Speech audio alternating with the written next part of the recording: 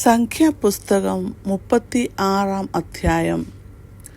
യോസഫിൻ്റെ മക്കളുടെ കുടുംബങ്ങളിൽ മനശ്ശെയുടെ മകനായ മാഖീരിൻ്റെ മകനായ ഗിലെയാദിൻ്റെ മക്കളുടെ കുടുംബത്തലവന്മാർ അടുത്തുവന്നു മോശയെയും ഇസ്രായേൽ മക്കളുടെ ഗോത്രപ്രധാനികളായ പ്രഭുക്കന്മാരുടെയും മുമ്പാകെ പറഞ്ഞത്: ഇസ്രായേൽ മക്കൾക്ക് ദേശം ചീട്ടിട്ട് അവകാശമായി കൊടുപ്പാൻ യഹോവ യജമാനനോട് കൽപ്പിച്ചു.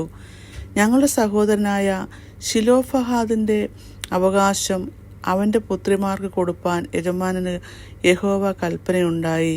എന്നാൽ അവർ ഇസ്രായേൽ മക്കളുടെ മറ്റു ഗോത്രങ്ങളിലെ പുരുഷന്മാരിൽ വല്ലവർക്കും ഭാര്യമാരായാൽ അവരുടെ അവകാശം ഞങ്ങളുടെ പിതാക്കന്മാരുടെ അവകാശത്തിൽ നിന്ന് വിട്ടുപോവുകയും അവർ ചേരുന്ന ഗോത്രത്തിൻ്റെ അവകാശത്തോട് കൂടുകയും ചെയ്യും.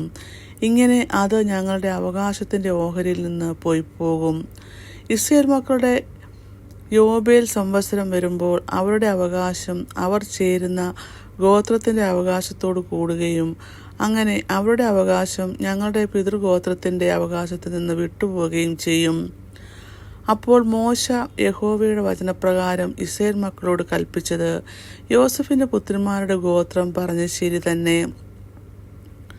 യഹോവ ശെലോഫഹാദിൻ്റെ പുത്രിമാരെക്കുറിച്ച് കൽപ്പിക്കുന്ന കാര്യം എന്തെന്നാൽ, അവർ തങ്ങൾക്ക് ബോധിച്ചവർക്ക് ഭാര്യമാരായിരിക്കട്ടെ, എങ്കിലും തങ്ങളുടെ പിതൃഗോത്രത്തിലെ കുടുംബത്തിലുള്ളവർക്ക് മാത്രമേ ആകാവൂ.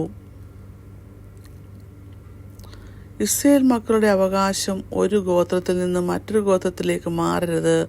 ഇസ്രായേൽ മക്കളിൽ ഓരോരുത്തൻ താൻ്റെ പിതൃഗോത്രത്തിൻ്റെ അവകാശത്തോട് ചേർന്നിരിക്കണം.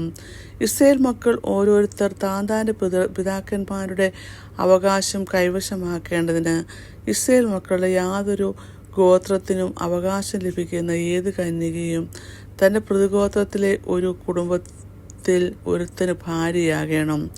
അങ്ങനെ അവകാശം ഒരു ഗോത്രത്തിൽ നിന്ന് മറ്റു ഗോത്രത്തിലേക്ക് മാറാതെ ഇസ്രായേൽ മക്കളുടെ ഗോത്രങ്ങളിൽ ഓരോരുത്തൻ താൻ്റെ അവകാശത്തോട് ചേർന്നിരിക്കണം. യഹോവ മോശയോട് കൽപ്പിച്ചതുപോലെ ശെലോഫഹാദിൻ്റെ പുത്രിമാർ ചെയ്തു. ശെലോഫഹാദിൻ്റെ പുത്രിമാരായ മഹിള, തിർസ, ഹോഗ്ല, മിൽക്ക, നോവ എന്നിവർ തങ്ങളുടെ അപ്പൻ്റെ സഹോദരന്മാരുടെ പുത്രന്മാർക്ക് ഭാര്യമാരായി.